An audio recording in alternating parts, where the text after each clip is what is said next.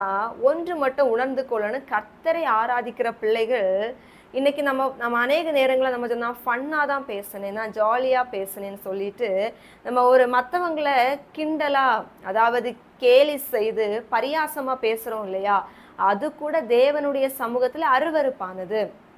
இன்னைக்கு அத அநேகம் நினைக்கிறதில்ல. நான் டைம் பாஸுக்கு தான் அத பேசினேன், ஜாலியா தான் பேசினேன். அதெல்லாம் ஒரு விஷயமே இல்லைன்னு சொல்லிட்டு, நம்ம எளிமையா என்ன பண்ணுவோம்? அதை அப்படியே நம்ம ரிஜெக்ட் பண்ணி விட்டுருவோம். அத அப்படியே நம்ம ஸ்கிப் பண்ணி போயிருவோம். ஆனா கர்த்தர் அத பார்க்குறாரு. கர்த்தர் விரும்புகிறது என்னன்னா, என் பிள்ளைங்க பக்தி விருத்திக்கு ஏற்ற வார்த்தைகள், பிரயோஜனமுள்ள வார்த்தைகளை பேசணும்னு சொல்லிட்டு, நம்ம இன்னைக்கு பிரயோஜனமுள்ள வார்த்தைகள மட்டும் தான் பேசுறோமா? கவனமா கேளுங்க. அவர் அன்னைக்கு சங்கீதங்களின் புஸ்தகம் 1ஆம் அதிகாரத்திலே அவர் சொல்லியிருப்பார், பரியாசக்காரர்கள் உட்காரும் இடத்துல நீ உட்காரக்கூடாது. பரியாசக்காரங்க எதங்க பேசுவாங்க?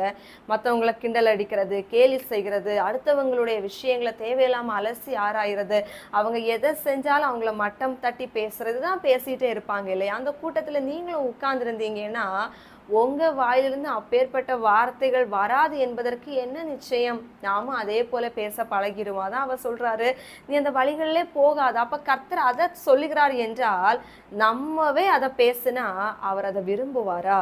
ஏற்றுக்கொள்ளுவாரா? நம்மை அங்கீகரிக்க முடியுமா? கர்த்தர் நமக்கு ஆதரவா இருக்க முடியுமா? நினைச்சு பாருங்க. தேவன் நமக்கு எல்லா நிலைகளிலும் நமக்கு உதவி செய்யணும், ஆதரவா இருக்கணும், நம்ம கூடயே இருக்கணும்னு நம்ம விரும்புறோம் இல்லையா? அப்ப கர்த்தர், அந்த பரிசுத்தம் உள்ள தெய்வம் நம்ம கூட இருக்கணும்னா, நம்ம எந்த அளவிற்கு ஒவ்வொரு விஷயத்திலையும் பயபக்தி உடையவங்களா இருக்கணும்?